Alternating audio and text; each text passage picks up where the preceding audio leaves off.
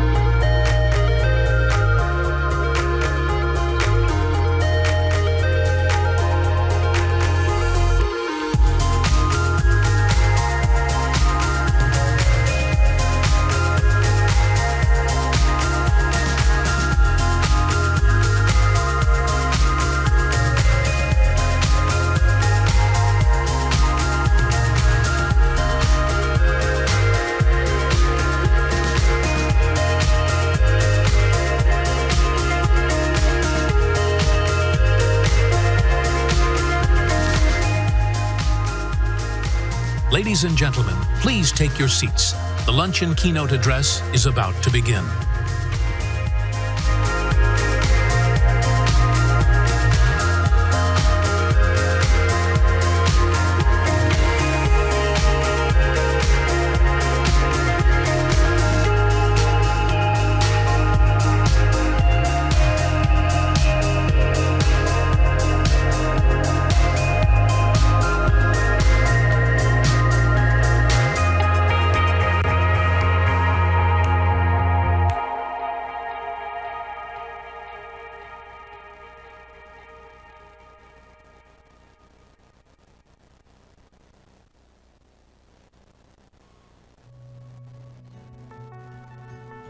Ladies and gentlemen, please welcome to the stage member of the Board of Trustees of the Ronald Reagan Presidential Foundation and Institute, the Honorable Gerald Parsky.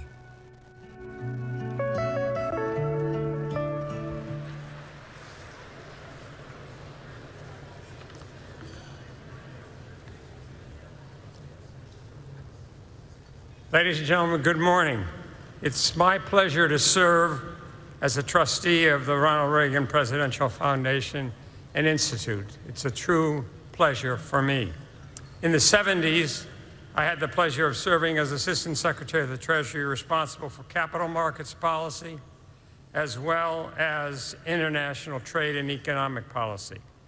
Having seen up close and personal the workings of 1500 Pennsylvania Avenue, I know just how complex running the Treasury Department can be. As a result, I've had a great deal of respect for the men and women who lead the office first occupied by Alexander Hamilton. The Treasury Department requires a special type of leader, especially in the modern era when every word a secretary utters will be immediately parsed. They can instantly move markets, reassure our allies, or rattle our enemies. The job requires extraordinary calm under pressure, confidence in the face of uncertainty, fluency in the language of negotiation, and comfort grappling with issues ranging far and wide. We have these qualities in Secretary Scott Bessent. We've seen it time and time again, whether he's working with Congress to pass historic tax legislation, streamlining regulations to spur economic growth, or leveraging America's economic influence for the sake of national security. Before arriving in Washington, Secretary Bessent had been a leader in the global investment management business for 40 years, most recently serving as Chief Executive Officer of Keith Square Capital Management, a firm he founded. Through the years, he has also been a champion for financial literacy, a contributor to economic journals and business publication, and an adjunct professor of economic history at Yale, his alma mater. I won't hold that too much against him. As the U.S. Secretary of the Treasury, he's been a principal architect behind efforts to reorder global trade, champion domestic manufacturing, and implement economic growth strategies. We thank him for his leadership, and we're honored that he is here at our forum. Please join me in welcoming the 79th U.S. Secretary of the Treasury, Scott Bessent.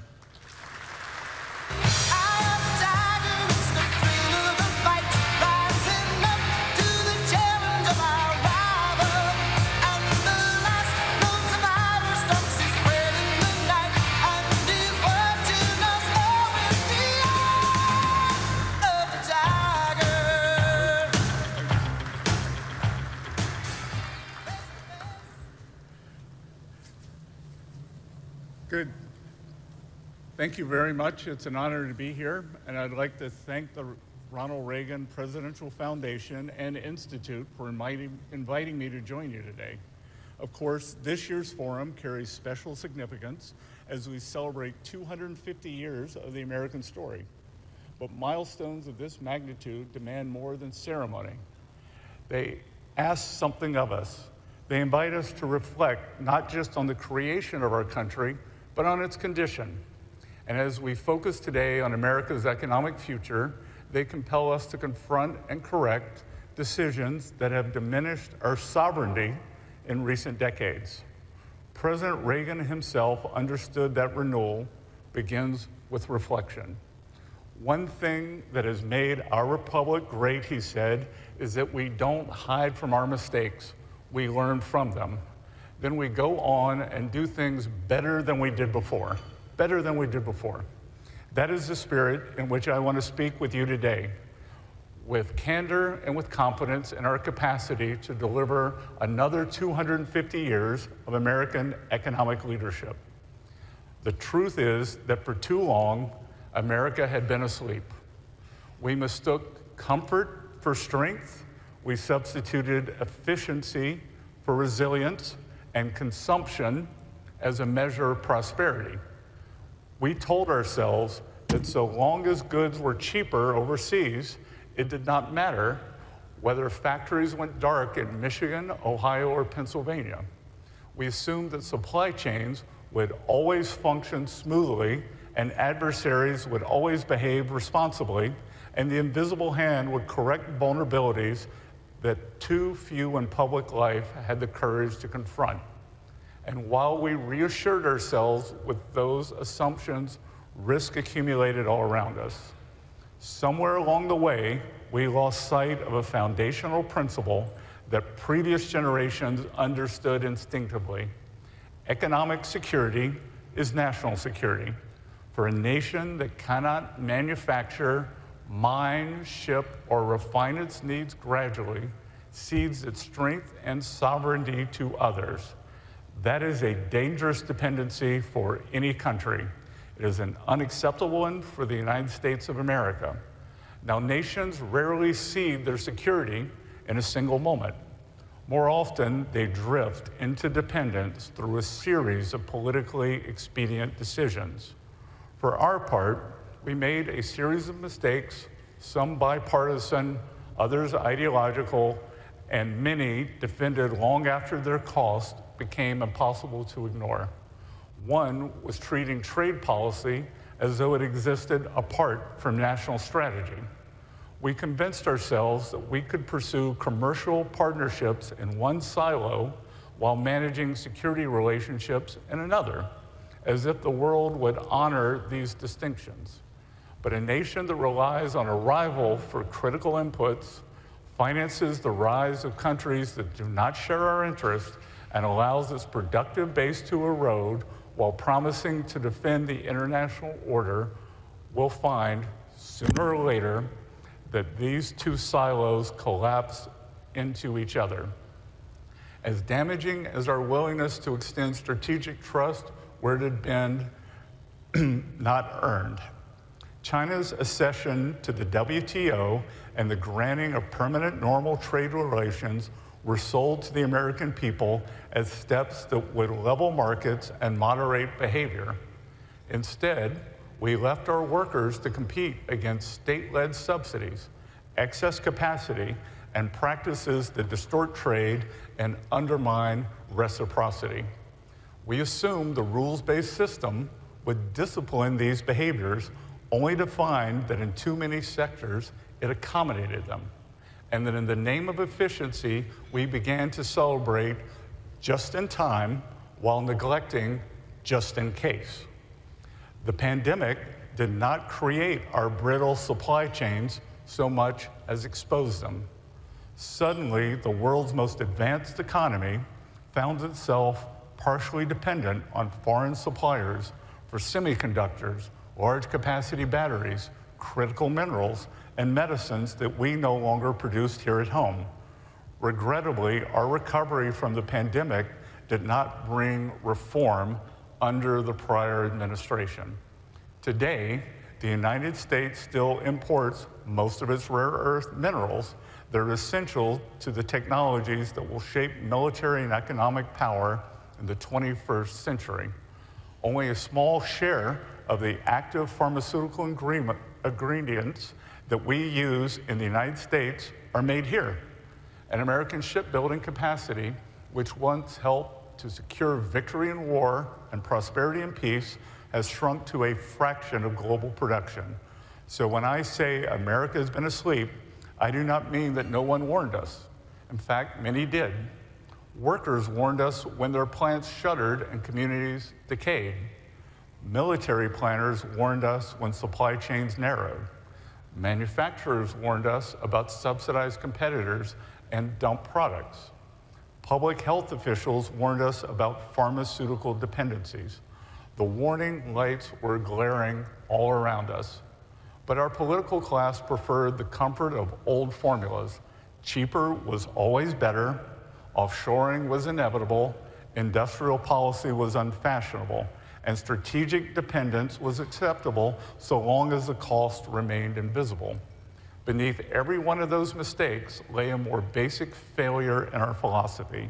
In reducing economics to consumption, we forgot production. We measured abundance at the checkout counter rather than at the factory gate. We talked about GDP, but not enough about its composition. And we prized low-cost inputs without first asking whether a nation can remain sovereign when it loses command over the things that matter most. A country cannot outsource its industrial commons, ignore strategic concentration, and expect to remain secure. For manufacturing is more than output on a balance sheet, it is a reservoir of practical capability. Engineers and welders, tool and die makers, and logistic networks, plant managers and workers who know how to solve problems on the factory floor. When the ecosystem is strong, a country can adapt quickly. When it is hollowed out, adaptation becomes slower, more costly, and less certain. We saw this during COVID and the scramble for ventilators, masks, and other medical equipment. We saw it again as the war in Ukraine reminded the world that high-intensity conflict consumes weapons and munitions at a pace far beyond peacetime assumptions. Surge capacity cannot be conjured overnight. It must be built before a crisis arrives. And a country that allows its industrial base to shrink in the quiet years should not be surprised when it struggles to replenish stocks in the dangerous ones. In a crisis, the nation with a broad and skilled industrial base has options. The nation that has hollowed out that base only has excuses.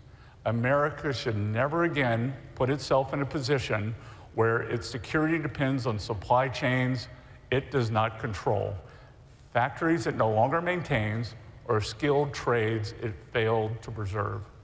That is why the President's agenda matters. Reasonable people can debate the calibration of any particular instrument, but the central strategic insight is undoubtedly sound. Trade policy, industrial capacity, and national security are inseparable. And to allow foreign dependencies to degrade any one of these domains is to allow them to define America's future. So on his first day back in office, President Trump issued the America First Trade Policy Memorandum, a sweeping directive to Treasury, Commerce, Homeland Security, USTR, and other agencies to stop treating trade as a technocratic afterthought instead of an instrument of national strategy. Last April, the President declared a national emergency tied to the cumulative effects of foreign trade practices and announced reciprocal tariff actions framed explicitly around national and economic security. Again, people can debate design, sequencing, and scope. Healthy democracies should debate those questions, but no one should miss the larger point. Chronic, reciprocal agreements, industrial hollowing, and strategic import dependence are not questions of commerce alone. They are fissures in our country's foundation. A few weeks later, President Trump signed executive action on processed critical minerals and derivative products under Section 232, expressly linking import dependence to risks for national security, defense readiness, and price stability, and economic resilience. Some have tried to weaponize critical minerals against us, but this administration is ensuring they will not succeed. On maritime strength, President Trump signed an executive order to restore America's maritime dominance, established a new Office of Maritime and Industrial Capacity at the National Security Council, and called for a maritime action plan to rebuild U.S. shipbuilding capabilities. This is what it looks like to connect industrial capacity, logistics resilience, workforce development, and national security in one strategic frame. Finally, on pharmaceuticals, President Trump signed an executive order to fill the strategic active pharmaceutical ingredients reserve so that America is never again caught flat-footed when access to critical drug components is at risk. Last month, the White House also highlighted further action to impose tariffs on patented pharmaceutical products while noting parallel Section 232 investigations involving personal protective equipment, medical consumable devices, and robotics. The strategic message is unmistakable. Supply chain resilience in medicine will no longer be an afterthought. This broader reorientation is also visible in the administration's trade agenda for 2026 as we work to secure reciprocity, strengthen domestic production, and align America's external economic relationships with our core national interest. Taken together, these efforts reflect the broader principle that President Trump has articulated clearly. Economic security is national security. But let me be direct about what that doctrine does not mean. It does not mean retreating from the world. On the contrary, it means engaging with it on a stronger, fairer, and more sustainable terms. It does not mean severing ties indiscriminately. It means distinguishing healthy interdependence from dangerous overdependence. It does not mean rejecting efficiency. It means refusing to worship efficiency when efficiency leaves our nation exposed. And it does not mean treating allies and adversaries alike.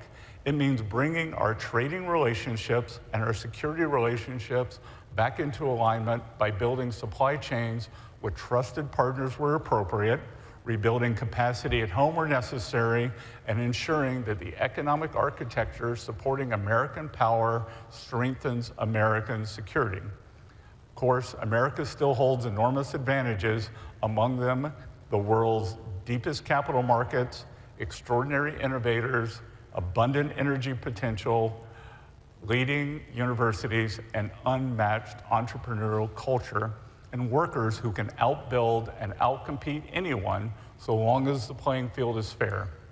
All we needed was a government willing to declare that as decline is a choice, renewal can be one too. So yes, while America slept, our vulnerabilities grew. While America slept, too many leaders accepted failed supply chains as the price of modern life. While America slept, we let industrial policy erode and Main Street decay. We tolerated unfairness in the name of stability and conflated market access with strategic success. But America has awakened. We are alert to the fact that a resilient economy is the foundation of a strong republic, that we can measure the health of our economy not merely by what it produces, but whom it lifts, that secure supply chains matter as much as stock indices, that productive capacity is power, that trade policy, industrial policy, and national security policy must all fit together, or they will each fail separately. So let me end where I began, with President Reagan's reminder to identify where we went wrong and to recover our faith in what can go right.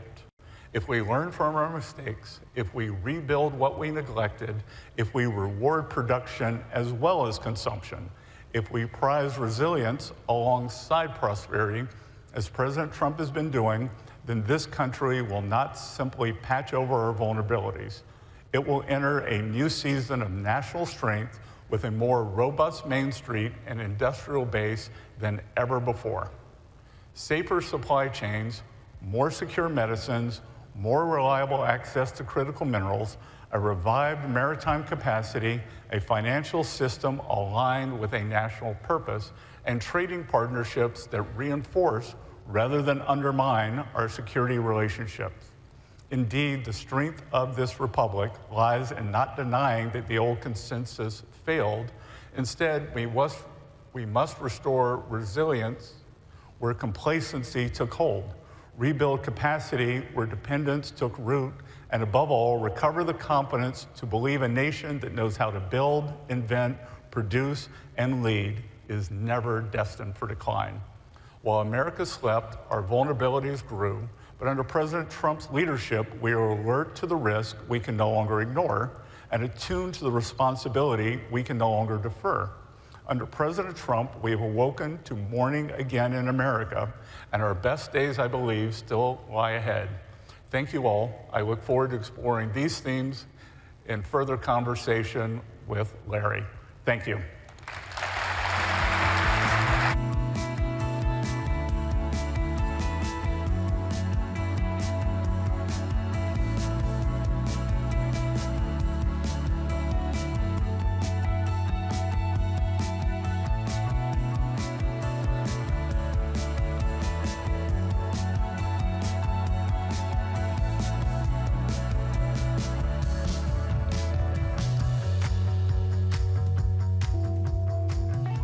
Ladies and gentlemen, please welcome to the stage the Honorable Lawrence Kudlow for our keynote conversation with the Honorable Scott Bessent.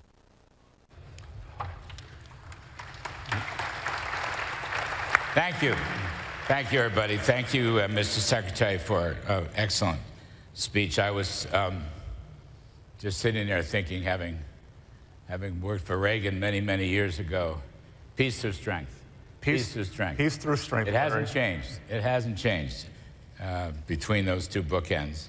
And it's a terrific thing. Peace through strength, trust but verify. Exactly. And we'll get to that. I want to talk about the industrial economy because your points are very important. The America First trade policy, the economy is booming. But I must ask, as the world is waiting, I guess, for new information. The president is meeting with the cabinet. I'm sure you're plugged into this remotely. How do you read the situation? Are we close to a deal? The last Truth Social I got said basically they're looking at the issues, but the red lines have not changed with respect to denuclearization and no enrichment and reopening the Strait of Hormuz and no money in the next 30 or 60 days. It's a little sketchy, but the whole world is watching. The markets are positively reacting to it, so I thought I'd give you a chance to clarify the situation, give us your thoughts. Yep, so the president was very clear in the cabinet meeting what he was looking for on the straits, free and open access, as we saw before February 27th, and that Iran must give up their highly enriched uranium and cannot have a nuclear weapon. And to be clear, I think one of the things that has gone unappreciated and unnoticed here is this is the first time the Iranians have been willing to discuss the nuclear subject. Like, before, we have the right to do this, we have undisputed, and so I think between 5.5, 6 weeks of an incredibly successful military campaign and then Operation Economic Fury, where we have really cut them off, and they are at the end of their tether now financially.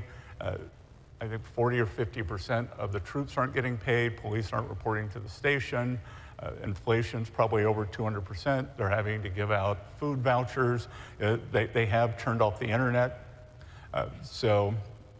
There was an information vacuum, and we'll see. Is the Iranians have engaged as they could. I would point out we did not have regime change, but we changed the regime. The first level leaders decapitated, the second level decapitated, so we're dealing with the third level. And it's very tough, because on one side, we have a theocracy with the clerics. On the other side, we have a thugocracy with the IRGC, and you've got to convince both sides. I think kudos to you. You're probably the most significant, most powerful, most successful wartime Treasury Secretary, certainly since World War II. You've closed them down. They are our enemies.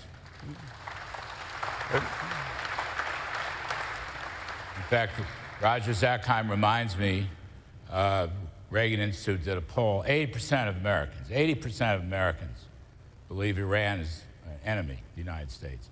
Now, where the other 20%. I don't know who the other 20 are. They're all New York and Connecticut. I'll leave that aside. But what you have done with the economic fury, you basically turned their water off.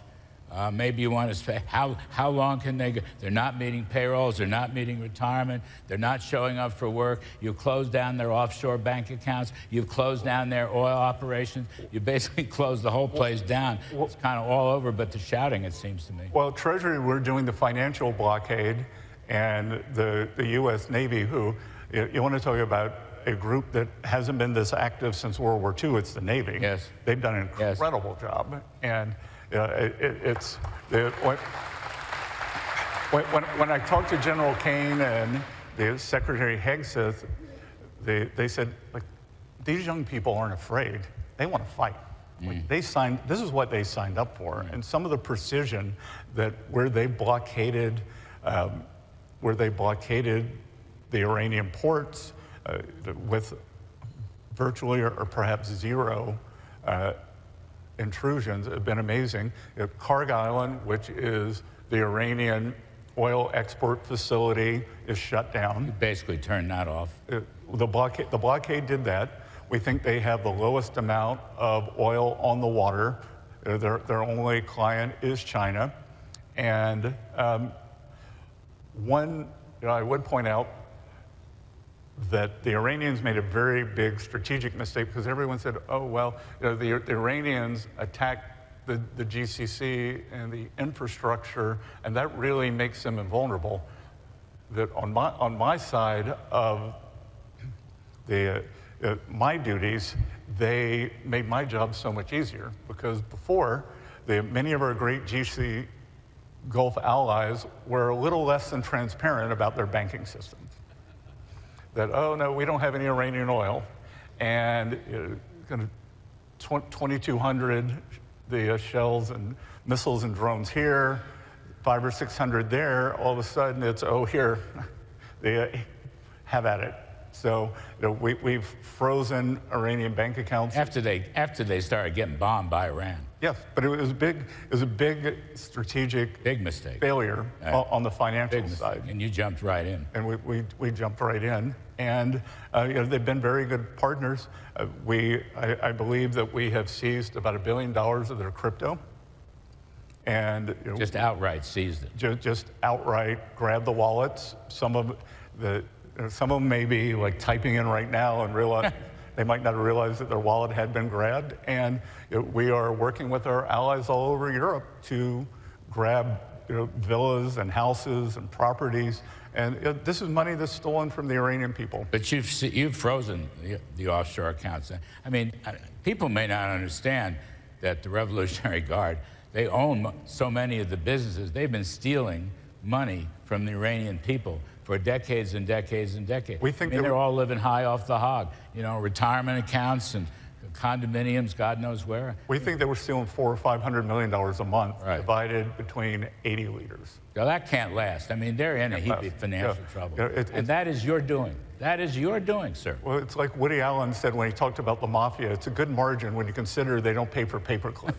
Okay, I got it. All right, well, anyway, congratulations on all that. Second point I wanted to raise, and you talked at some length about it in your prepared remarks, that the economy, the industrial economy is booming. Despite gasoline prices and energy prices and the temporary effects of the war. Just some numbers. I mean, with $4.50 gasoline, which I might add is coming down, you're still growing. I mean, nearly 3% consumer growth from the latest numbers year on year. But the most extraordinary thing, and I think this is to your point about the trade reciprocity and the America First and being prepared, non-defense capital goods, business investment is growing over the past 3 months alone at nearly 19% at an annual rate. We haven't seen numbers like that. 10.5% year on year. So that's quite remarkable. Shipments growing at 12.5%. Profits rising 17%. productivity at almost 3%, unit labor costs, which is the most basic, in a sense, inflation measure for the entire economy. Unit labor costs last 4 quarters, 1.2%. That's why I can't get too excited about a temporary gasoline pump. I mean, in effect, the trade deficit is narrowing. These one big, beautiful bill and other policies have been succeeding. It's been fantastic, and much of it is what you all did in Trump, the 1.0 Tax Cuts and Jobs Act, but through, I see Jason Smith here, that he was working a year in advance to get the one big, beautiful bill. That did not spring up. I see French Hill, Jody Arrington, they were all incredible in getting this across the line. I remember I went to Mike Johnson. I said, Mike, when do you think you can get this out of the House? And he said, I said, and as one bill. And Larry, I want to give a shout out to you because Dr. Kudlow here said, you must have it as one bill. You cannot bifurcate this because if people start picking and choosing, then it's the end. So Larry insisted on one bill. Then Mike, Speaker Johnson, if we want one bill, how do we do it? Or when can we do it? And he said, I think I could have this out by Memorial Day. I said, hold please. I called up Newt Gingrich and I said, could this ever happen? And he said, it's ambitious. Okay, Mike, let's do it. And then as soon as he did that, they called Leader Thune and said, Speaker Johnson says it's going to come out of the House by Memorial Day. You think we could have a July 4th signing? And, okay. And everybody got it done. But I think it just speaks to the power of what we've done. We're never going to have to talk about a tax cut again because these are permanent. And I just think the power of permanence and certainty and knowing that you're going to be able to, like this full expensing just levels us up against so many other countries. Business is not a dirty word. Profit's not a dirty word. The reason that consumers have the income to spend at their kitchen tables, even with this temporary gasoline bump, is the success of these policies. And I think the permanence. We've never seen investment rates like this, probably not since the Reagan recovery from the Carter recession 40 some odd years ago. So supply side economics is working and the America First policies are working. So kudos to you for your implementation. Kudos to the president for sticking with it. Kudos to Jason and whoever else is here. I didn't know you were here. Good to see you. No change in policy. The war will end. We will go back to normalcy on energy. Look, the war will end. We'll get to the other side of this. The economy has been very resilient through all this. Look, for many families, it's not nothing, but it's been less than $200 in extra the gasoline cost. And I don't have it with me, but all the Democrats want to talk about now is beef and gasoline. I've got a sheet that has the 12 supermarket items. Last year was eggs, and eggs are down 90% now. Beef is highly idiosyncratic now because of some cattle disease down in Mexico and the dynamics of the herd, but chicken's down, many vegetables are down, so this groceries are actually down. So we'll see. But I can tell you, the one thing we're not going to do is what the Biden administration did, where they came out and said, it's a vibe session. The American people don't know how they're feeling. That was 21.5% stated CPI inflation. Real wages grew about 17%, so big, awesome purchasing power. But our friend Jason Trennert has something, I think it's called the Everyman Index of the Work. Common Man Index, and that was up 35 or 38%. So that was a 15% decline, 16% decline in real purchasing power, and Americans felt that. And the price levels have gotten elevated. It's tough to bring the price level down, but what we can do is add, we can generate real wage growth, which I think we're going to get back to as soon as we're on the other side of this Iran conflict. So you were mentioning in your talk, we are here at this conference celebrating 250th birthday of America and looking ahead for the next couple of 100 years. I can't help but ask you, are we really going to have a $250 bill with Donald Trump's picture on it? Well, the whole world is waiting. So for the 150th, there was a Calvin Coolidge coin. Oh, God, I love that. With his image on it. We are going to have the image of President Trump on a coin, and there is a proposed legislation in the House to put President Trump on the $250 bill. As Treasury Secretary, I am only mandated to do two things with the design of the currency. At present, it has to be someone who is not living, and it must say, "In God we trust." Do whatever else I want. I think that if you were the president, just like Calvin Coolidge was for the 150th, if you're the president for the 250th, President Trump should be on there. And for any of you who are want to geek out in monetary theory, there's something called seigniorage. So we print, Treasury prints currency, the Fed distributes it, and we have about 2.5, 2.6 trillion outstanding, and that's a free loan. So we put currency out there and we don't have to pay any interest on it. So with seigniorage, I think that you get the $250 bill. I think a lot of people are just going to put those away and hold them. I'm sure it'll be a big It's a good free loan. I'm sure the demand for it will be huge. The other side, I mean, we've got a lot of optimism, I think, at this conference, and I know I'm very optimistic. And the theme of going from Reagan through Trump and having you here to speak to the Trump economic policy is very, very important. The other thing I wanted to mention briefly, before I get to the Fed and our new chairman, is the Trump savings accounts, which I think really is a game changer. That is a major, major piece of legislation. I think that this is the most important government benefit for young people since the GI Bill. And 38% of Americans have no exposure to our great equity market. They don't participate in the innovation, the dynamic U.S. economy, great managements, many the managements who I see here today. And for them, it is just a foreign concept. So with the Trump accounts, any child born during President Trump's term, they get a $1,000 seed investment from Treasury for these, and they're going to go into low-cost index funds, and they will be able to see every day on their phone what the account's doing. Folks with children under 18, families with children under 18, can open a Trump account, and they can put up to $5,000 in there that'll compound tax-free until age 18. At age 18, they roll it into a traditional retirement plan or take it out to start a business for education, down payment on a home.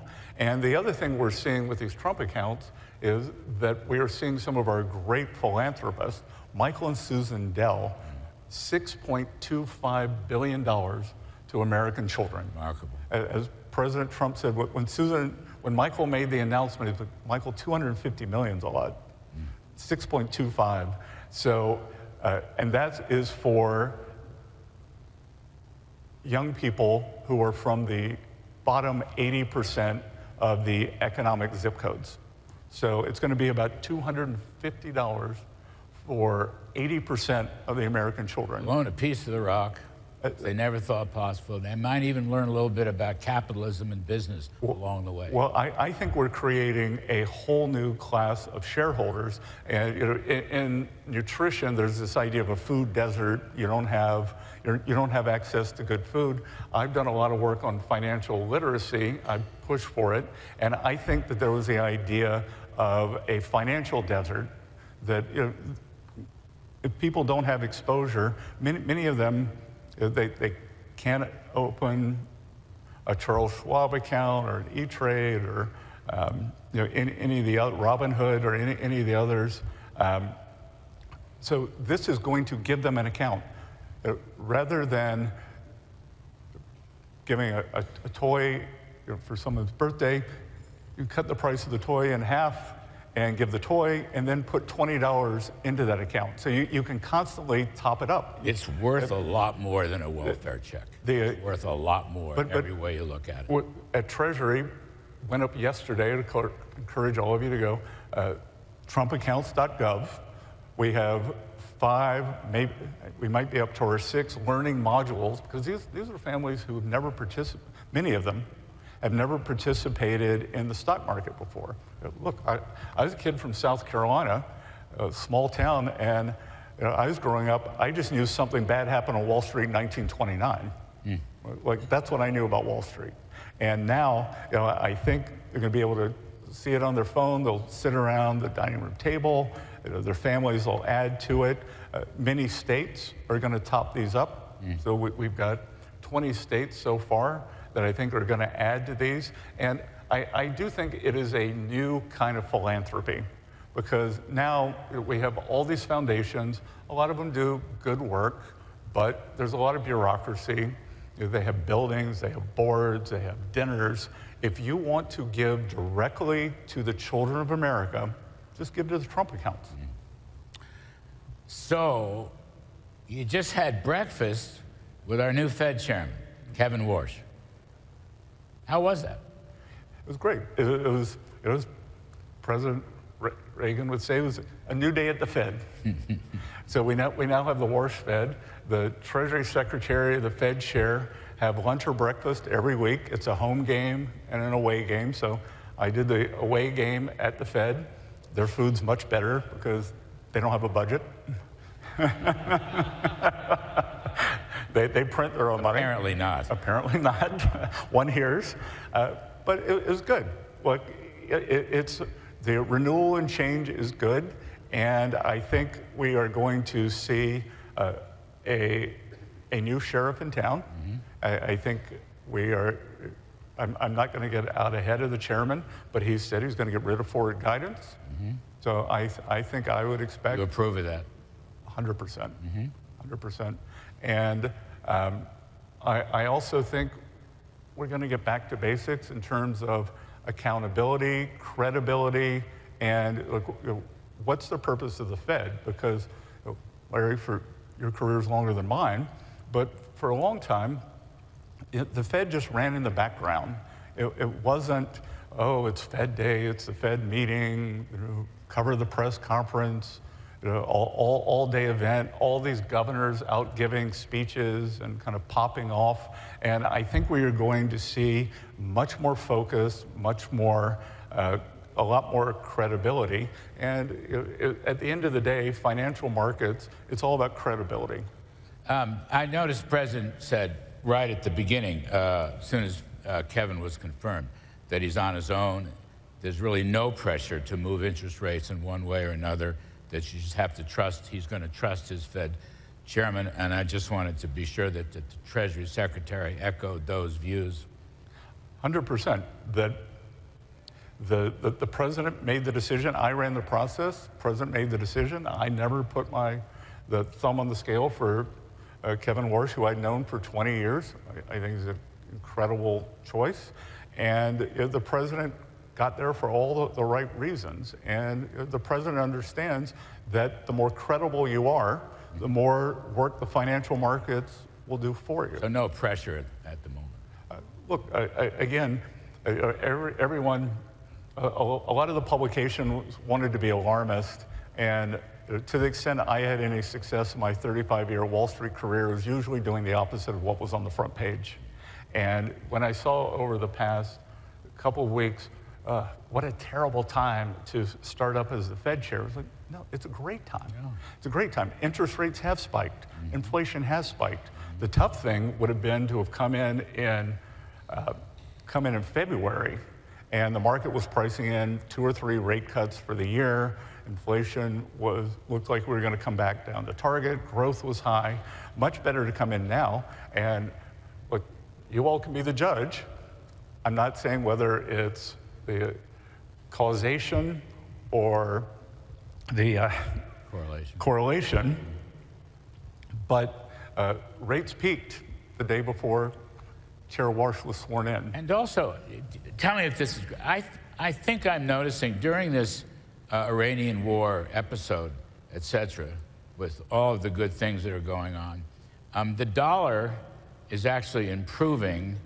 And if I'm not mistaken, you yourself have been a strong advocate of maintaining the dollar as a reserve currency. And I know in the first term when I served, the president was always a strong advocate to maintain the dollar as a reserve currency. Has any of that changed? Nothing's changed. And again, I was in the currency market for 35 years, and I think people have the wrong notion of what a strong dollar means. Strong dollar isn't the price on the screen every second, every minute, every day, every week. What a strong dollar means is that we are doing the right things to set our economy on a good course, that people will want to hold dollars, that they feel safe and secure, and that their money will get back to them, that they will have the real returns. And I think we've done that. Whether it's through trade policy, tax policy, or energy policy, the United States, President Trump, with his policies, has made the United States the best place, whether you want to be in the liquid markets or to come build your factory. You will have great certainty. You will have on tax, you will have great certainty on energy, and you will have great certainty on our workforce. So we appreciate all these remarks. The time is short. I've got a TV show to do. You're going to speak with my colleague and dear friend Maria in a little while. I don't think the president has made a decision. I was just looking on my phone. I could be wrong, but I don't think a decision has come out. I just wanted to ask you, there's in all likelihood no ruling out of further military operations, combat operations, kinetic operations, if the Iranians continue to misbehave. There's no ruling of that out, is there? Everything we have done since the ceasefire began has been defensive. And Admiral Cooper, General Kane, Secretary Hegseth have been very clear about that. And again, what's important to realize here is, just as in our government, we have hawks, doves, in between, they have people who want to keep up a quixotic fight, and then they have people who want to settle. So they are also hashing it out, but there are three scenarios. We have the deal. We don't have the deal, but we just maintain the blockade, and we keep squeezing them. And I think every day that goes by, much worse for them. Or we go back to kinetic action, and President Trump, you know it, Larry, I know it, he likes to create the most leverage for himself. You're going to keep the blockade, financial and economic embargo going? We'll see. That it'll be anything that's taken off is taken off slowly. There'll be milestones that the Iranian regime would have to meet. And I can tell you, we put more sanctions on yesterday. We sanctioned their two airlines.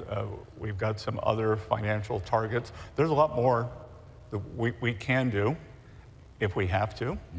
And there's some things that we can take off to help the Iranian people. Secretary Scott Bessent, good friend, thank you for your service. Thank you for your good works for America. We appreciate it very much. Good. Well, thank you, Larry. Thank you.